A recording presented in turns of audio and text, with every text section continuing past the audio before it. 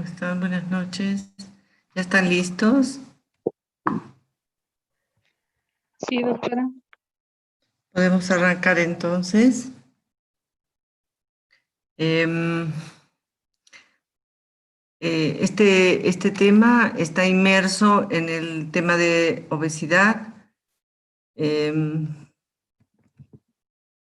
muy interrelacionados, o sea que muchas cosas ya hemos dicho ayer, hemos avanzado ayer, entonces la clase es un poquito más corta, a ver si podemos terminar con el capítulo de neoplasias endocrinas múltiples más hoy. ¿Ya? Entonces, lo definimos así al síndrome metabólico. Tiene varios nombres. Una es el de Riven, en honor a quien lo describió inicialmente, hace muchos años atrás. Con el 2025 creo que van a ser los 100 años de descrito el síndrome. Entonces, síndrome también plurimetabólico, de insulinoresistencia, síndrome X, son términos que pueden emplearse como sinónimos. Y se define como la presencia o conjunto de factores bioquímicos, clínicos y metabólicos que incrementan el riesgo de padecer una enfermedad cardiovascular, es decir, la presencia de estas patologías o trastornos van a sumar determinando que el individuo tenga mayor riesgo cardiovascular. Aún no bien clara la causa, hay controversias en cuanto a quién puede ser el iniciador del proceso, cuál es el elemento central de la patogenia de este síndrome. Sin embargo, para muchos autores, el malo de la película es la insulinoresistencia. Para otros, la obesidad genera insulinoresistencia y juntos van a dar el cuadro del síndrome metabólico. Tal vez lo que queda es que en cada individuo veamos eso, quién pudo iniciar el proceso. Probablemente en un trasfondo genético, ayer ya lo decíamos, unos kilos de más de tejido adiposo visceral pueden generar insulinoresistencia y estos dos provocar el síndrome metabólico. ¿Ya? Entonces eso es muy importante. Son los 5 elementos que reconocemos para un síndrome metabólico: la obesidad central, la hipertrigliceridemia, la disminución de la lipoproteína de alta densidad, el HDL, hiperglucemia considerando desde 100 para adelante, es decir, todos los pacientes que van a tener prediabetes entre 100 y 125 o ya tienen diagnóstico de diabetes están incluidos como un elemento de criterio diagnóstico. Y finalmente los pacientes hipertensos. Ya vamos a ver que no es necesario que los 5 elementos estén para nuestro diagnóstico, aunque estén 3 de ellos, ya podemos catalogar a la persona portadora de síndrome metabólico y eso significa aumento de riesgo cardiovascular, aumento de padecer infarto, aumento de isquemia central, cerebral y muerte en algunos pacientes. Muy importante que los datos a nivel mundial determinan que cuanto más edad tiene la persona, mayor la frecuencia de este síndrome. En determinadas edades es un poco más frecuente en la mujer que en los varones, y es el hecho de que la mujer en el periodo peri y posmenopáusico aumenta su grasa central, grasa abdominal. Eso condiciona que transitoriamente nosotros las mujeres les llevemos la delantera, pero un tiempo después, cuando a los varones les acontece el mismo proceso, entre hombres y mujeres nivelamos la estadística. Es más común en hispanos que caucásicos, africanos y asiáticos, eso es evidente, y la industrialización, globalización aumentó la incidencia de este síndrome. El rango de edad aumenta conforme aumenta la edad. Uno de los factores de riesgo para padecer síndrome metabólico es la obesidad, de la que ya ayer hemos hablado. de la que hemos tipificado e individualizado la grasa visceral como el elemento agresivo, inflamatorio, protrombótico, que favorece eventos cardiovasculares y alta mortalidad en nuestros pacientes. Entonces esa es la grasa visceral, que la podemos medir a través de la circunferencia cintura, utilizando también el IMC, con algunas excepciones que ya las hemos considerado el día de ayer. Listo. Esto es importante, este último. ¿Es posible tener el síndrome sin tener sobrepeso? Sin tener. Van a ver cómo los diferentes organismos que se han dedicado al estudio del síndrome metabólico no utilizan el IMC para criterio diagnóstico, sino la circunferencia cintura. Por tanto, yo puedo tener un individuo, una persona, un paciente con un IMC de 25, de 24,8, de 23,9, que dentro de la clasificación de IMC entra dentro del rango de normopeso, pero si su circunferencia cintura excede a los valores que ayer los hemos visto también, más de 94 para el varón, más de 80 para la mujer, es considerado un elemento. Es decir, podemos tener síndrome metabólico sin necesidad de tener sobrepeso. Por eso es que no se lo incluye al IMC como un elemento en el criterio diagnóstico. Muy importante es esto, y lamentablemente esto es lo que estamos haciendo más con la pandemia, ¿no? El COVID. Más horas frente a la computadora, más horas frente al televisor, menos actividad física, son elementos que aumentan el riesgo de padecer este síndrome, la vida sedentaria. Más edad, más frecuencia del síndrome metabólico. ¿Ya? Entonces, importante. Esta diapositiva resume los fenómenos que pueden enlazarse para explicar la etiopatogenia del síndrome metabólico. ¿Ya? Ayer ya habíamos encarado un tejido adiposo visceral abundante, aumenta los ácidos grasos libres, ¿verdad? Y eso lo que promueve es un aumento de la secreción de insulina pancreática, generando hiperinsulinemia. El estado de hiperinsulinemia, a su vez, lo que va a hacer es, normalmente la insulina es más bien vasodilatadora cuando tenemos en cantidades normales, funcionando adecuadamente nuestra célula beta. Pero en cantidades mayores, que es el estado de hiperinsulinemia, genera más bien vasoconstricción, a diferencia del estado de vasodilatación que genera una insulinemia normal en el organismo. Entonces esto va a facilitar la hipertensión, y si a eso se asocia la reabsorción de sodio, tenemos el desarrollo de hipertensión, siendo aquí el responsable, al parecer, la hiperinsulinemia.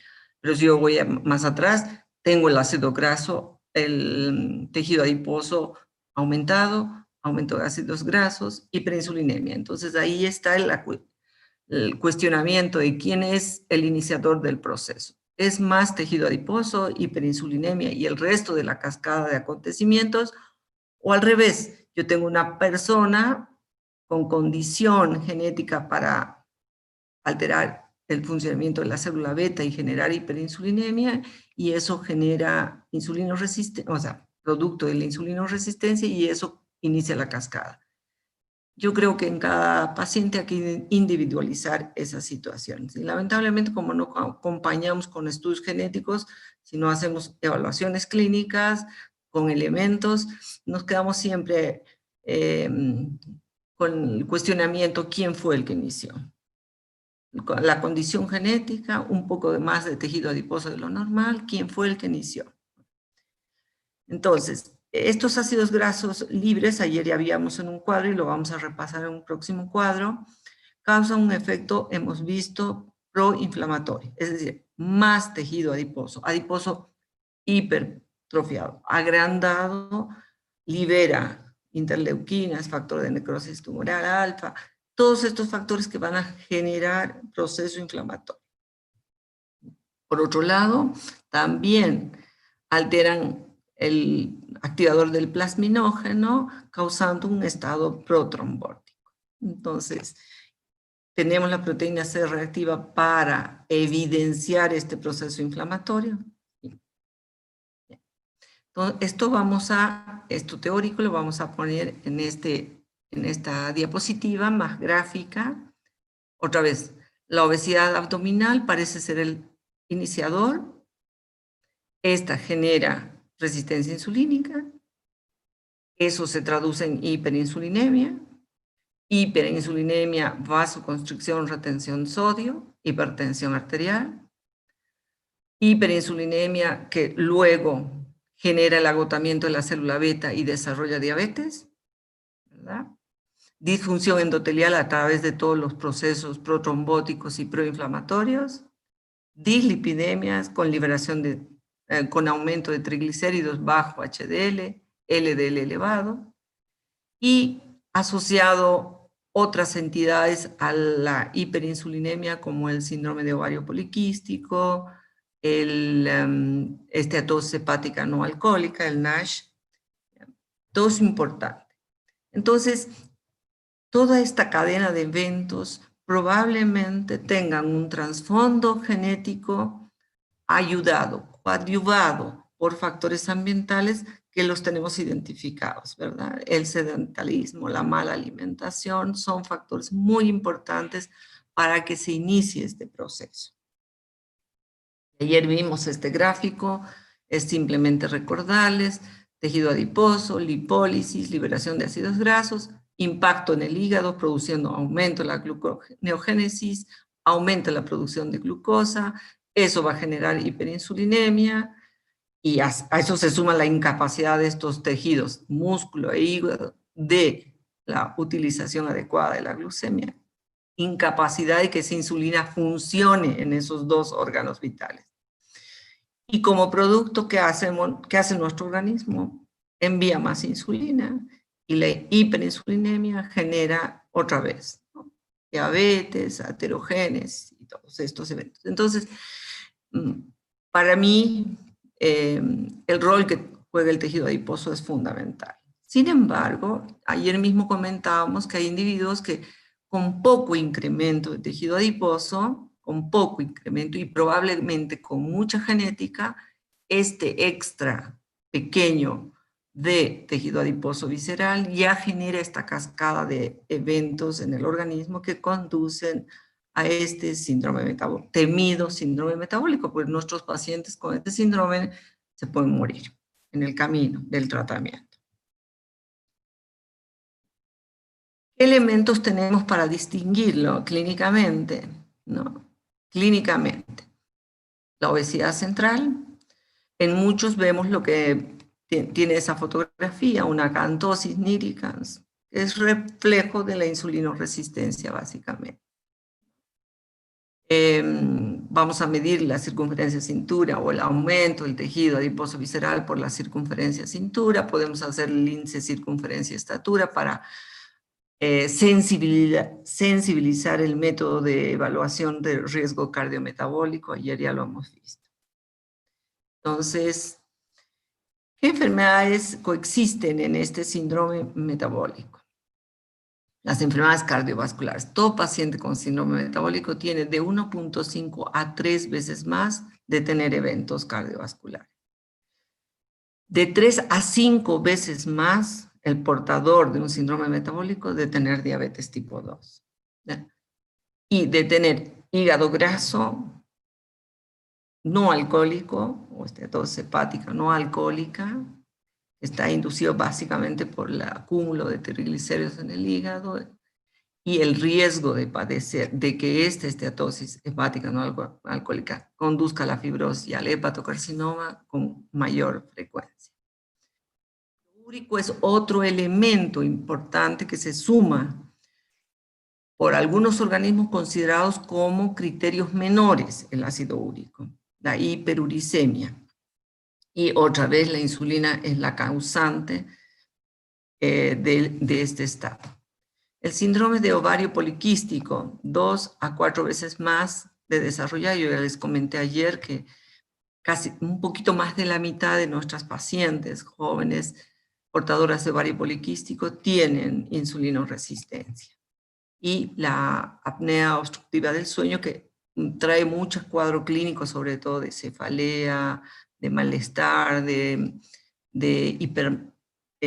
hipersomnia durante el día.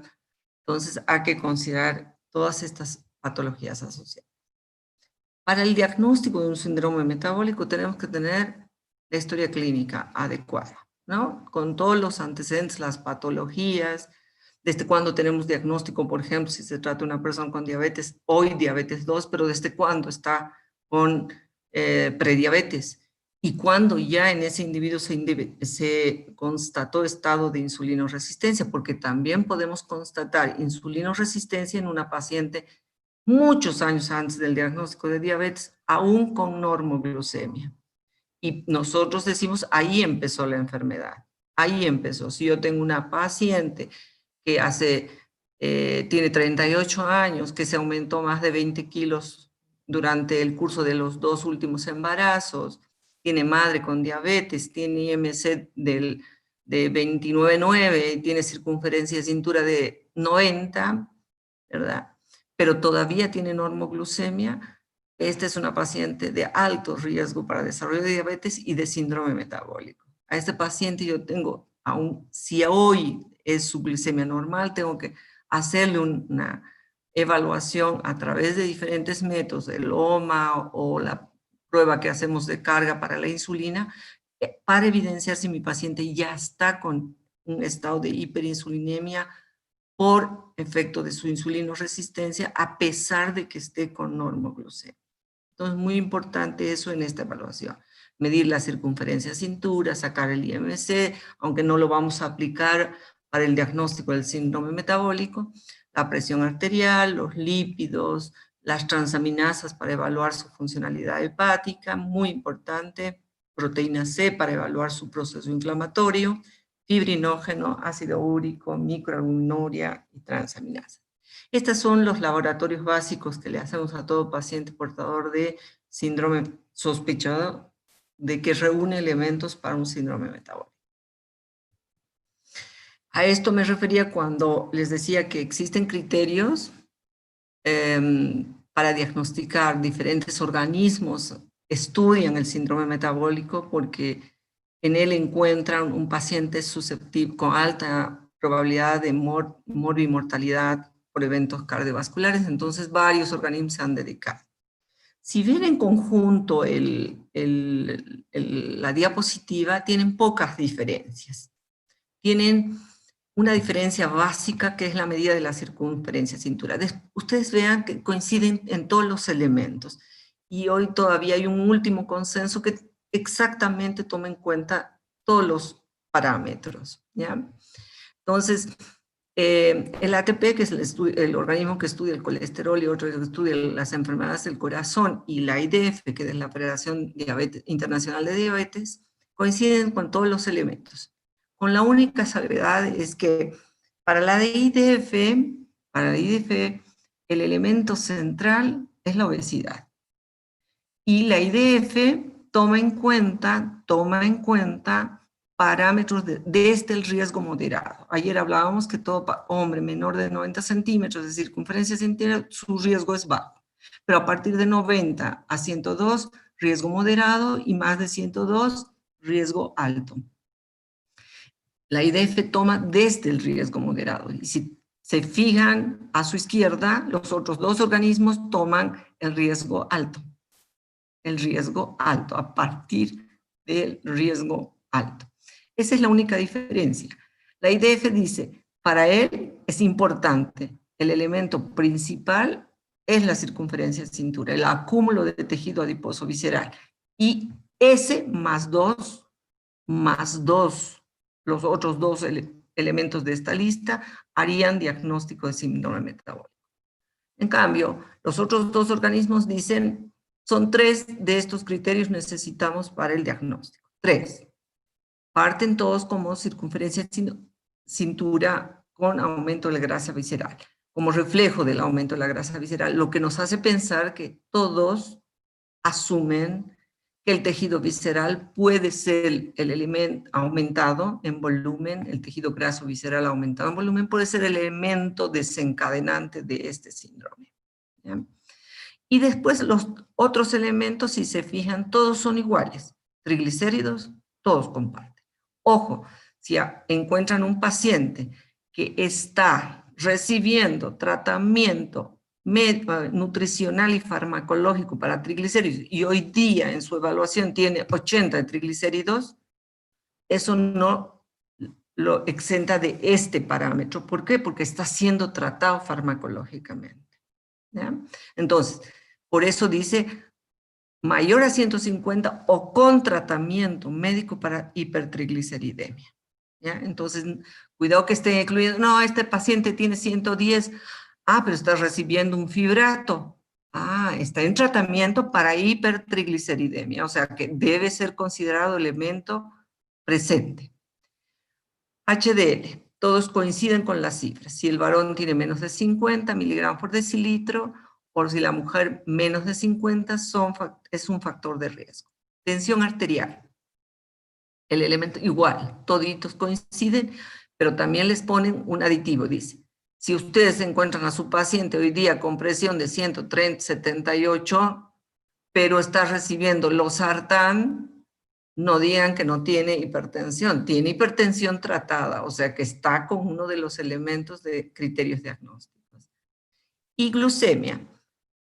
Verán que solo el ATP considera todavía 110. La normalidad se modificó a 100 hace bastante tiempo atrás, más de una década. La glucemia en ayunas normales, 70 a 100. A partir de 100 a 125, prediabetes o glucemia alterada en ayunas, se llama así, y a partir de 126, eso han llevado en diabetes, tiene diagnóstico de diabetes nuestro paciente. Entonces, lo que les plantean estos tres organismos, si el paciente tenga prediabetes o diabetes, es un elemento de diagnóstico, ¿ya? Para considerar como criterio diagnóstico del síndrome metabólico. Entonces esto nos tiene que quedar claro.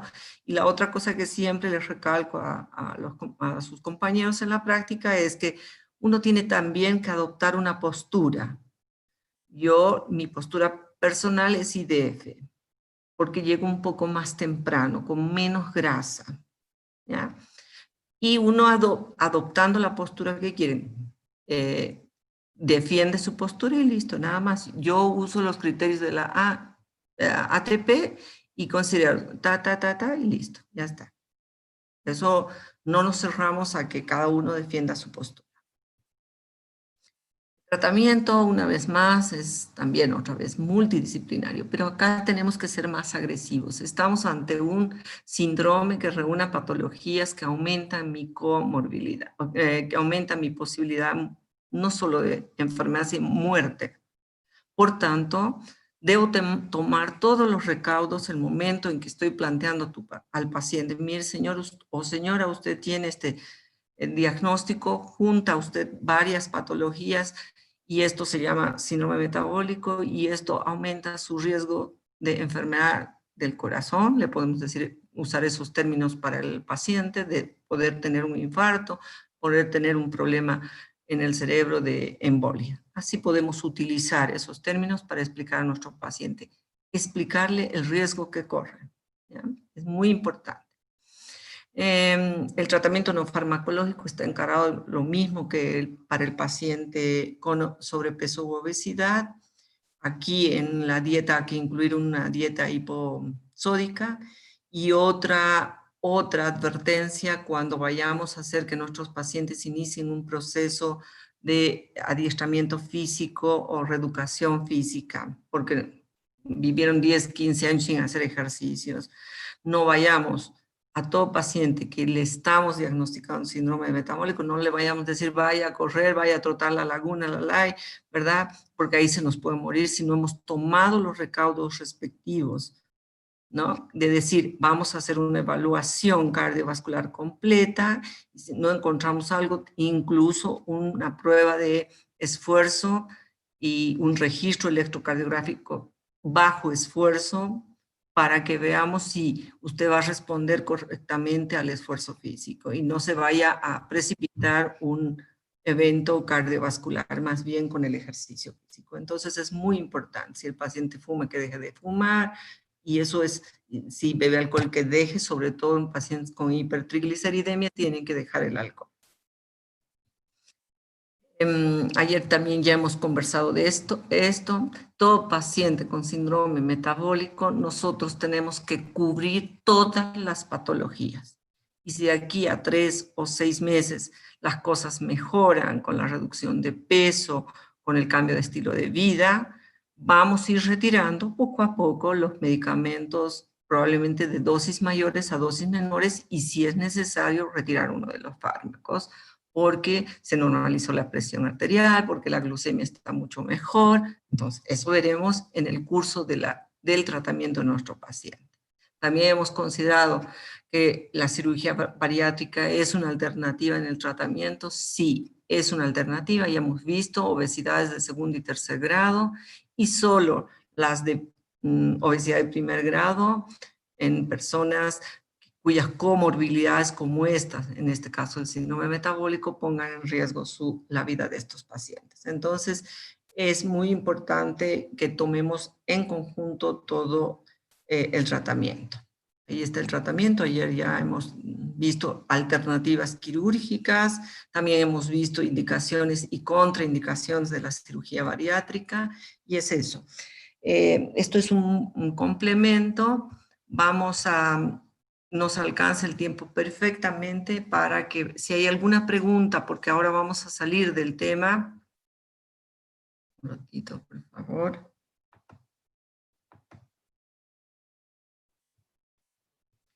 Vamos a salir del tema, y entonces me gustaría escuchar si hay alguna pregunta sobre el síndrome metabólico. ¿Está abierta las preguntas, por favor? Compleja la fisiopatogenia porque ven como la concurrencia, la participación de varias entidades patológicas. Solo que nos cuestionamos, ¿son producto de? ¿Son producto de? Probablemente sí. Hemos visto en la patogenia obesidad y insulinoresistencia pone en general el resto de los elementos del síndrome metabólico, ¿verdad? Fenómeno protrombótico, proinflamatorio, dislipidemia, hígado graso, hiperuricemia, pueden ya ser producto de, ¿ya? Entonces estoy abierta a las preguntas, si no empezamos y arrancamos el próximo tema y el último tema de endocrinología.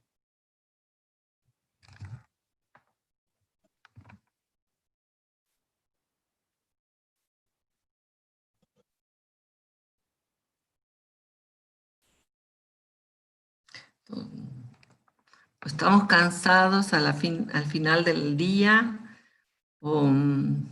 está todo claro y podemos seguir adelante si no hay preguntas.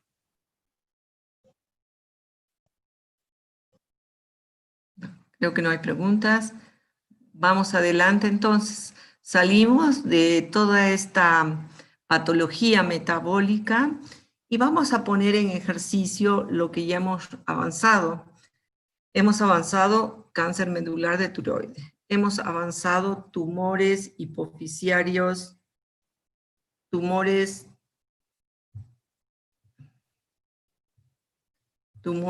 hipoficiarios, ¿verdad? Hemos avanzado. Entonces, hiperpara, feocromocitomas, ya hemos avanzado. Entonces, vamos a hacer un repaso desde otro punto de vista. La concurrencia de estas patologías neoplásicas ligadas a la herencia. Porque todo lo que pudieron haber visto ahora como patologías independientes, hiperparatiroidismo, conmigo han visto cáncer medular de tiroides, hemos hablado de cáncer, ¿verdad? Una de las variantes del cáncer medular tiroides, en suprarrenal, feocromocitoma, en hipófisis, tumores hipoficiarios, ¿ya? Y se añaden tumores en otras áreas que ahora van a ver, ¿ya? Entonces, el nombre de este emerge de eso. son neoplasias de origen endocrino porque son de glándulas, emergen de las glándulas, se ubican, se posicionan en las glándulas múltiples, 2 o más. Entonces es así. Se caracteriza estas, y se las designa así con la sigla cortita de MEN. Se caracterizan por la presencia de tumores que involucran 2 o más glándulas endocrinas. ¿Alguien está con el audio? En 2 o más tumores, o sea, son tumores en 2 o más glándulas endócrinas en el mismo paciente. Son poco frecuentes, por eso le vamos a dar la importancia que merecen nada más, porque no son entidades que las vamos a ver a diario, como la diabetes, la obesidad, las dislipidemias, ni las tiroideopatías, pero que hay que tenerlas presentes, hay que tenerlas. Lamentablemente en este país tenemos un gran limitante, que es el estudio de la genética de estos tumores, porque bueno, son tumores, son patologías que se heredan en forma autosómica dominante. Entonces, nuestra prevalencia baja y varía de entre 20 a 200 por millón de habitantes. Una expresión variable, ¿qué quiere decir eso? Si yo tengo 2 glándulas o 3 glándulas comprometidas, vamos a poner un ejemplo. Tumor paratiroideo, tumor hipofisiario, tumor pancreático. En uno puede haber simple y llanamente una hiperplasia, en el otro un adenoma y en el otro una neoplasia maligna. A eso se refiere a la expresión variable que pueden tener. No es que en todos los órganos van a tener una neoplasia maligna. No, desde una simple hiperplasia hasta una neoplasia maligna pueden estar presentes. Y la característica común de dónde emergen, ¿no? Los tipos celulares implicados en estos tumores tienen un precursor en biológico común que es en el neuroectoderma. Tienen capacidad para captar y decarboxilar estos precursores amínicos. A este grupo se los llama células del sistema APUT, ¿verdad? Células APUT. Entonces, estas son las características comunes en estas neoplasias endócrinas múltiples, ¿ya? ¿Qué hay que recordarles? Herencia autosómica dominante, expresión variable, provienen de las células APUT, 2 o más tumores de origen endocrino en el mismo individuo. Esas son las características de las neoplasias endócrinas en general. Y se las divide en neoplasias endocrinas múltiples tipo 1 y las 2, tipo 2. Y a su vez tienen una subclasificación. La neoplasia endocrina múltiple tipo 1 tiene 3 elementos.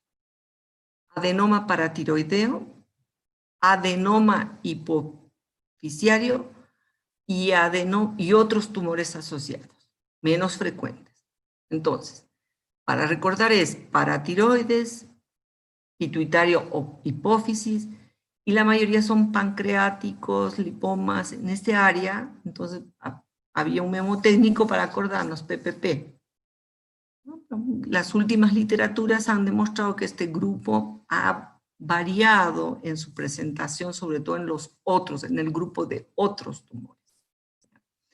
Entonces vamos a empezar con esta neoplasia endocrina múltiple tipo 1. ¿Qué características? Incidencia rara, ahí está. Prevalencia 1 en 40.000. El componente del hiperpara, si analizamos un paciente, los pacientes con hiperpara, entre el 1 al 18%, hiperpara primario, entre el 1 al 18% de estos pacientes con hiperpara primario forman parte de esta neoplasia endocrina. La mayoría son esporádicos y en este número variable que no supera el 18% forman parte de esta neoplasia endocrina. Un poco más los gastrinomas, un poco más como tumores, otros tumores, los gastrinomas, entre el 16 y el 38%. 3% de tumores hipofisiarios, solo el 3% de todos los tumores hipofisiarios pueden ser tumores que formen parte de la neoplasia endocrina múltiple.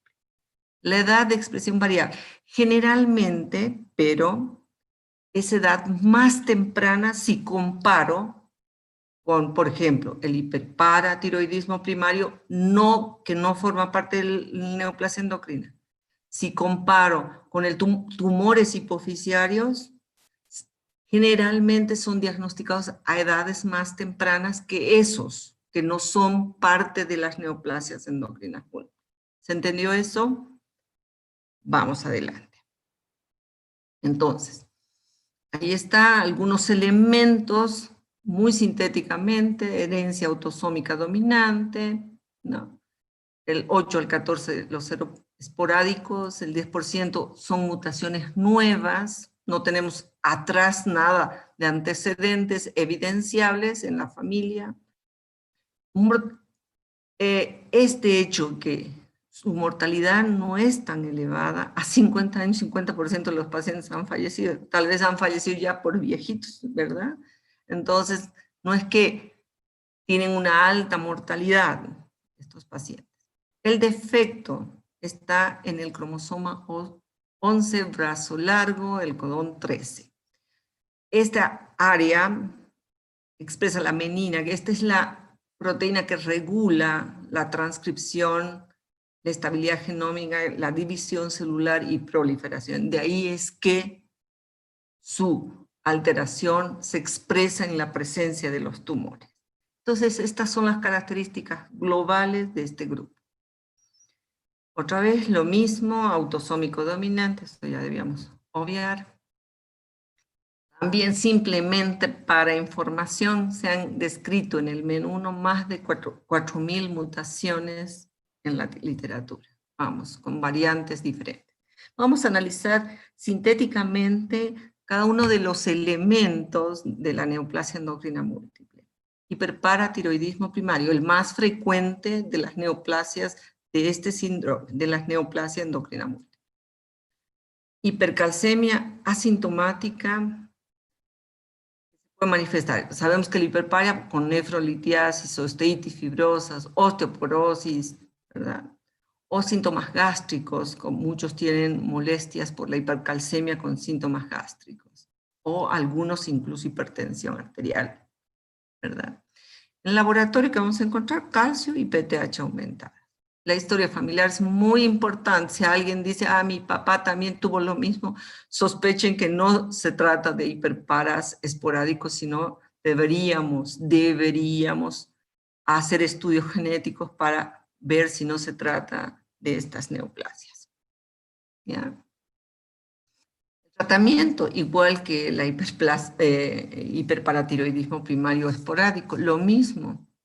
Si identificamos una lesión, un adenoma en paratiroides, debemos extirpar. Sin embargo, el hiperpara de la neoplasia endocrina múltiple tipo 1 el componente más frecuente ser hiperplasia de todas. Ustedes saben que en condiciones normales tenemos habitualmente 4 paratiroides y a veces algunas más y a veces ectópicas, ¿ya? En el componente hiperpara de este síndrome suele haber hiperplasia de todas las glándulas paratiroideas. Ahí dificulta un poco el procedimiento quirúrgico que lo vamos a comentar rápidamente. Si nuestro paciente además portador de úlcera péptica, le daremos su tratamiento respectivo, ¿verdad? Si se puede extirpar, se podrá extirpar. El gastrinoma, si se puede identificar, son tumores muy chiquititos, de muy difícil diagnóstico. Y generalmente si es un gastrinoma, están con tratamiento sintomático nada más los pacientes. ¿Y cuántos pacientes con síndrome úlcera péptica estarán con un gastrinoma y no llegamos a diagnosticarlos? El tratamiento, les comentaba del hiperparatiroidismo, de esta neoplasia,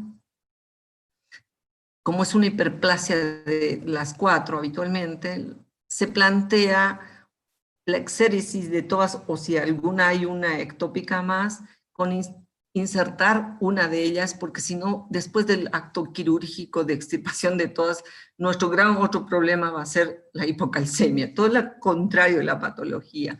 Y encontrar el equilibrio es tarea difícil, por eso algunos lo que hacen es reinsertar, extirpar todos y reinsertar uno de ellos para evitar los eventos hipocalcémicos severos en el postoperatorio. ¿Ya? En caso que nuestro paciente no tenga condiciones clínicas para una cirugía, usamos medicamentos, ahora más los bifosfonatos, que tienen una acción hipocalcemiante. Los gastrinomas, el tratamiento básico van a ser el tratamiento para ácidos, omeprazol, y si logramos hacer el diagnóstico de presencia de este tumor, el tratamiento será la extirpación. Si nuestro paciente no tiene un gastrinoma, sino como elemento tumoral otro, más bien un insulinoma que es un tumor productor de insulina, la clínica va a ser eventos hipoglucémicos. Y a veces eventos severos hipoglucémicos, que nos tienen que hacer sospechar esta patología, ¿no? Laboratorio, pedir insulina, péptido, proinsulina, nos van a ayudar en el diagnóstico. Hay pacientes que son tratados por convulsiones, y si no tenemos el cuidado de pedirle una glicemia a estos pacientes y detectar un evento hipoglucémico importante en un paciente que no recibe hipoglucemiantes, no recibe secretagogues, no recibe insulina, una hipoglucemia severa tiene que hacernos sospechar que podríamos estar frente a este tipo de tumor. ¿Ya? Adenomas hipoficiarios. La mayoría de estos son secretantes de prolactina. Entonces el cuadro clínico va a emerger de la hiperprolactinemia, que ya la han visto con los otros colegas. Si es varón o mujer, infertilidad en ambos casos, y mujer, amenorrea, que es importante. Poca cantidad de estos tumores, el 25%, producen hormona de crecimiento, y dependiendo de la edad tendremos gigantismo, gigantoacromegalia si es en el límite de la pubertad y la conclusión de la misma, o si ya es tras el cierre del cartílago, será acromegalia directamente. Y pocos, muy pocos productores de ACTH, entonces estaríamos ante un Cushing central, ACTH dependiente, o adenoma productor de ACTH. Entonces ahí tendremos todo el cuadro clínico que nos hace sugerir la presencia de una enfermedad de Cushing. Además, dependiendo del tamaño, a la clínica de la prolactina o de la hormona de crecimiento del ACTH se va a sumar la sintomatología del tumor, de la compresión, del efecto de masa central, cefaleas, y en los prolactinomos no es infrecuente encontrar hemianopsias, sobre todo bitemporales, por la ubicación que tienen estas células. Estos tumores hipoficiarios, sobre todo si son prolactinomas y son pequeños, responden muy bien al tratamiento con cabergolina. Hoy no usamos ya bromocriptina, no hay en el medio, pero cabergolina responde muy bien y es muy bien tolerado. Octreotide es una opción para los otros tumores, pero no encontramos, sobre todo para el tumor productor de hormona de crecimiento, pero no encontramos en el medio eso. Y finalmente, plantearnos la posibilidad de resección transesfenoidal, sobre todo tumores productores de hormona de crecimiento y en los ACTH productores, en esos dos. Porque los tumores productores de prolactina, ya se les ha dicho, responden muy bien al tratamiento farmacológico con bromocriptina. Y en algunas recidivas, la cirugía, la radioterapia es una alternativa. Dentro de los otros tumores, seguimos en las neoplasias endocrinas múltiples tipo 1, tenemos estas otras variantes, tumores carcinoides entre el 2.6 al 5%, el carcinoide tímico más en hombres y el bronquial más en mujeres, o como en la foto, estos angiofibromas o colagenomas que pueden estar también presentes en estos pacientes. ¿Listo? Salvo que sean de crecimiento rápido, seguro que van a ser sometidos a cirugía, a su exéresis correspondiente. Este gráfico habla de la presentación, de la frecuencia de presentación. Sin duda el hiperparatiroidismo, los tumores de paratiroides, acuérdense que es más frecuente hiperplasia 4, es más frecuente, gastrinoma en segundo lugar, insulinoma y los prolactinomas, simplemente para graficar eso. Bueno, vamos al 2. La neoplasia endocrina múltiple tipo 2, y ahí tenemos una subclasificación. El 2A y el 2B.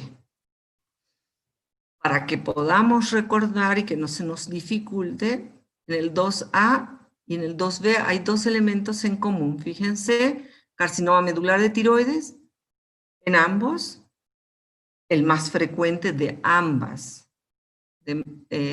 neoplasias. Feocromocitoma es el segundo elemento, y lo que varía es el tercer elemento.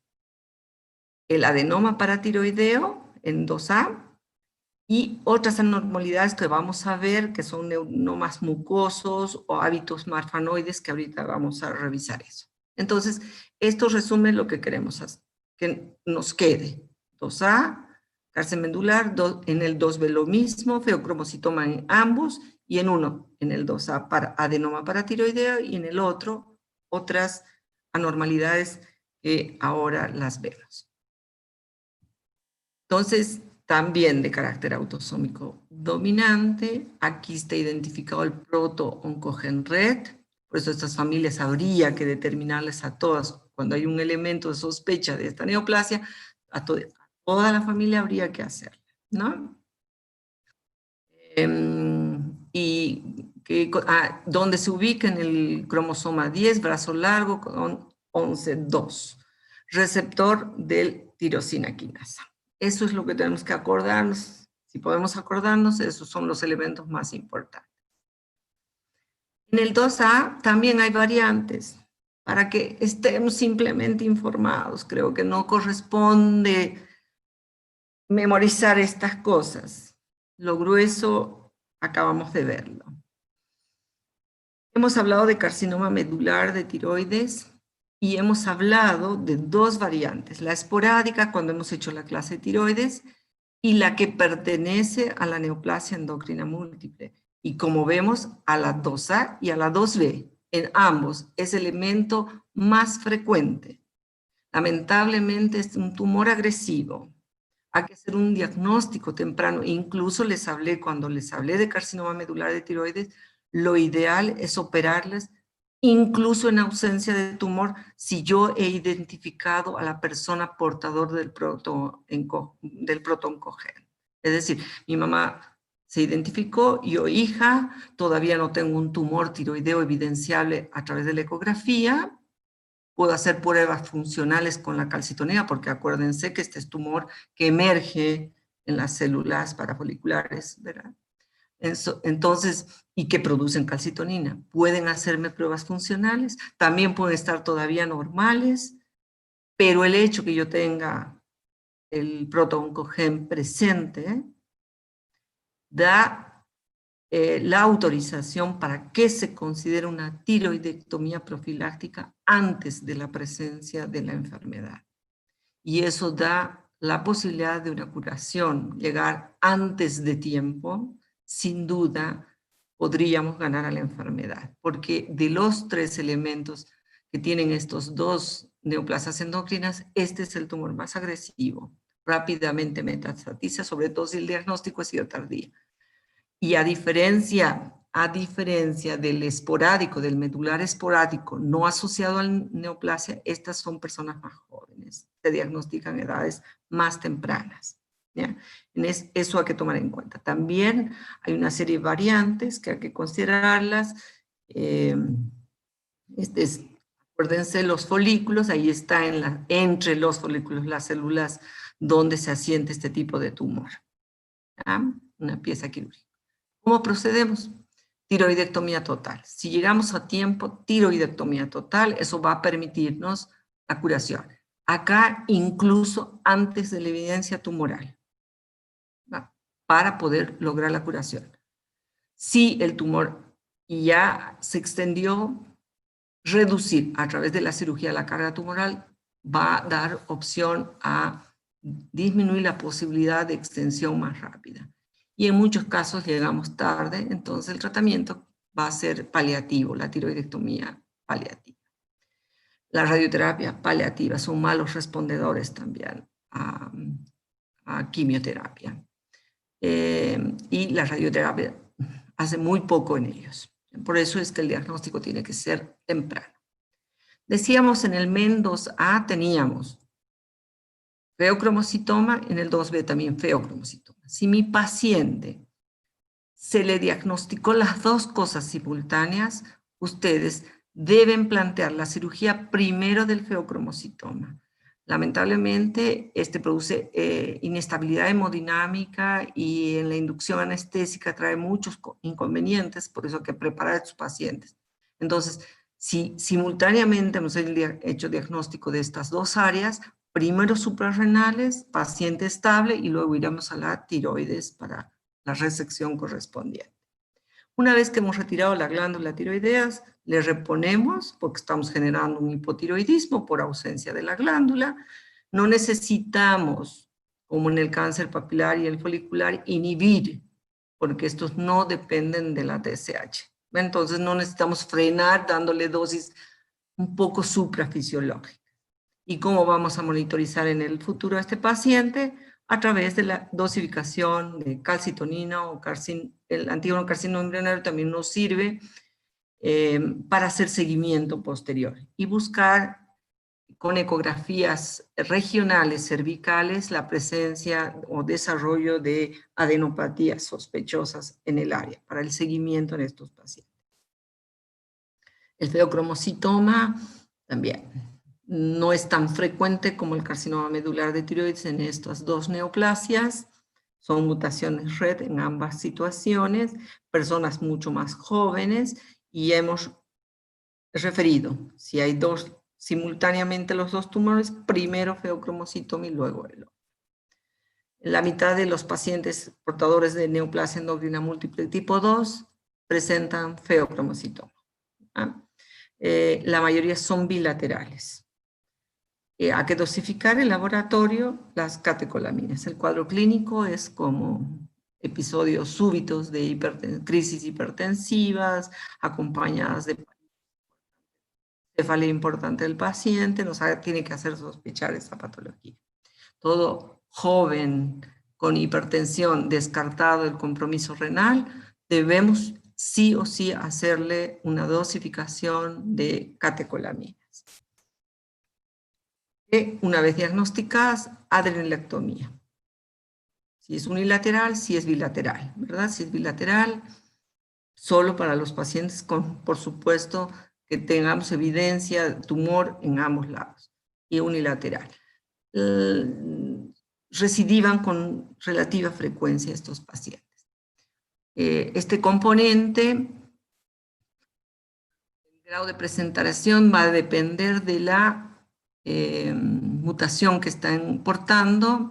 Generalmente son subclínicos, poca evidencia, litiasis, osteotitis fibrosa, hipertensión, gastritis, poca evidencia. Paciente al que le encontramos una calcemia alta con PTH alta, estaríamos haciendo el diagnóstico y hay que buscar a través de las imágenes con una gamografía regional. Cirugía, ¿no? La cirugía con las mismas recomendaciones. Si hay múltiples, habría que resecar todos e insertar si nos queda uno, por lo menos para evitar hipocalcemia. Si el paciente no tiene condiciones clínicas de una cirugía, con los bifosfonatos este área podríamos controlar, van muy bien, responden muy bien las hipocalcemias al uso de bifosfonatos y por suerte tenemos en el medio, son relativamente accesibles. Y hay bifosfonatos de uso semanal, de uso mensual, incluso inyectables cada 6 meses, entonces responde muy bien a esto, estos pacientes. En el 2B no vamos a analizar ya el carcinoma medular de tiroides ni el feocromocitoma porque el elemento es el mismo. Lo único recordarles la etapa en la que se diagnostica un poco con más frecuencia. Volvemos a reiterar que el carcinoma medular de tiroides tiene alta mortalidad. Cuando se diagnostica tardíamente, generalmente ya están con metástasis loquio-regional o a distancia. Y entonces ahí llegamos tarde. Y de la neoplasia endocrina múltiple 2B, este es el elemento que se adiciona. Este es el elemento. Estos neuromas mucosos de la lengua, o que se acompañen con un hábito marfanoide. El marfanoide es esa persona de estatura larga, con extremidades muy largas, tanto inferiores como superiores, y el tronco más bien cortito. Ese es el hábito marfanoide, ¿ya? Que pueden ir con otras alteraciones orgánicas más, pero ese hábito o presencia de estos neuromas mucosos en lengua, en labios, nos hace pensar esto, ¿ya? En realidad es eso. Hay que tratar de identificar el caso índice, decimos el que puede ser el originador, la mutación inicial, ¿verdad? Y de ahí adelante tiene que estar siempre presente en la familia este diagnóstico cuando se lo pueda hacer. Hay que dirigir, dice, la búsqueda no solo a primer grado, sino a familiares de segundo grado más. En el análisis genético, la mayoría hemos visto en el cromosoma 10 y 11, sin embargo, si no encontráramos ahí, no debería dejarse de analizar estos otros cromosomas, pero lo más frecuente 10 y 11. Listo, chicos. Eso era lo que quería compartir con ustedes de las neoplasias endócrinas múltiples. Principalmente lo que tenemos que recordar es los caracteres comunes, la clasificación, y ahí ya todo el resto es algo que ustedes han llevado en la materia de endocrino. Entonces es el mismo cuadro. Hiperpara es el mismo cuadro, un poco más joven la persona. Cáncer medular, un poco más joven la persona, es el mismo cuadro. Solo que hay que ser más agresivos en el tratamiento de estos pacientes, ¿no? Portadores de estas neoplasias. Eso quería compartir. Si no me pregunten si hemos diagnosticado alguna vez en este país, creo que no. Si hemos sospechado, se han ido afuera y se han diagnosticado afuera. Acá no se hacen estudios genéticos para estas neoplasias. Yo nunca he diagnosticado. Por eso es que tratamos de que este tema está en el temario. No hay que dejar de pensar en una posibilidad cuando estén con un paciente que tiene estas neoplasias juntas, endocrinas, en el mismo individuo. Entonces, es para que tengan presente, básicamente. Y ya dirán, vaya, viaje a Chile, viaje a Argentina, viaje a donde viaje para hacer la determinación de la alteración genética y poder actuar con premura, más de prevención que tardíamente, ¿no? Para que el pronóstico sea mejor en estos pacientes. Sobre todo en la neoplasia endocrina múltiple tipo 2, donde el cáncer medular tiroideo es el más agresivo de todas estas neoplasias. El feocromocitoma son generalmente tumores benignos, pero la clínica, los episodios que generan pueden también ser mortales, ¿no? Pueden involucrar la muerte del paciente, poner en riesgo la vida del paciente. Entonces, por eso es que también hay que diagnosticar adecuadamente y hacer toda la evaluación de vida y la preparación para someterlo al tratamiento quirúrgico una vez que tengamos identificada la neoplasia. Listo, chicos, eso es todo. Si hay una pregunta, habríamos terminado el temario de endocrinología y desde mañana seguramente están arrancando con otra unidad.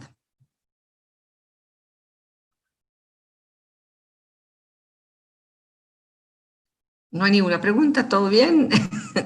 Buenas noches, un gusto, hasta luego.